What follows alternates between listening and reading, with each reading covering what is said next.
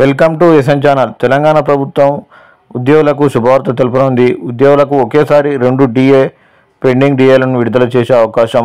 తెలంగాణ ప్రభుత్వం ఉద్యోగుల అంశాలపై ఫోకస్ చేసింది. అధికారంలోకి వచ్చిన తర్వాత ప్రతి నెల 1వ తేదీన జీతాలు చెల్లిస్తున్న అంశాన్ని మంత్రులు ప్రతి సందర్భంలో చెబుతున్నారు. అదేవిధంగా ఉద్యోగులకు ప్రభుత్వం నుంచి రావాల్సిన బకాయిలపైన కసరత్తు చేస్తుంది. అందులో భాగంగా ఉద్యోగులకు బకాయిల్లో ఉన్న డిఏలో 2 చెల్లించేందుకు నిర్ణయం తీసుకున్నట్టు సమాచారం. ఈ మేరకు రేవంత్ రెడ్డి ఆర్థిక శాఖ అధికారులకు ఆదేశించారు.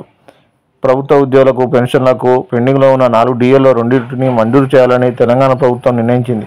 ఈ చెల్లింపుల వివరాలు ఇవ్వాలని సీఎం రేవంత్ రెడ్డి అధికారులను ఆదేశించినట్టు ఉద్యోగుల సంఘాలకు సమాచారం. ప్రభుత్వ ఉద్యోగులకు పెన్షన్లకు ప్రతి 6 నెలలకు ఒకసారి డిఏ చెల్లించాల్సి ఉంటుంది. కానీ బీఆర్ఎస్ హయాంలో 3 డిఏలు, కాంగ్రెస్ చేపట్టాక 1 డిఏ పెండింగ్లో ఉంది. 4 డిఏల్లో 2టిని చెల్లించాలని ప్రభుత్వం నిర్ణయించినట్టు తెలుస్తుంది.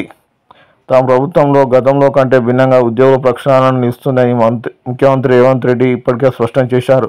గత ప్రభుత్వ హయాంలో ఉద్యోగులకు జీతాలు ఆలస్యంగా ఇచ్చేవారని, తాము అధికారంలోకి వచ్చిన తర్వాత ప్రతి నెల 1వ తేదీని జీతాలు చెల్లిస్తున్న అంశాన్ని గుర్తు చేస్తున్నారు. రాష్ట్రంలో సంక్షేమ పథకాల అమలుపైన ఇప్పటి వరకు ఫోకస్ చేసిన సీఎం రేవంత్ రెడ్డి ఇప్పుడు ఉద్యోగుల పెండింగ్ బకాయిల అంశాలపై ఆరా తీశారు. అందులో భాగంగా డిఏల చెల్లింపుపైన కీలక సూచనలు చేసినట్టు సమాచారం. మరిన్ని అప్డేట్ కోసం ఎస్ఎన్ ఛానల్ సబ్స్క్రైబ్ చేయండి. Thank you.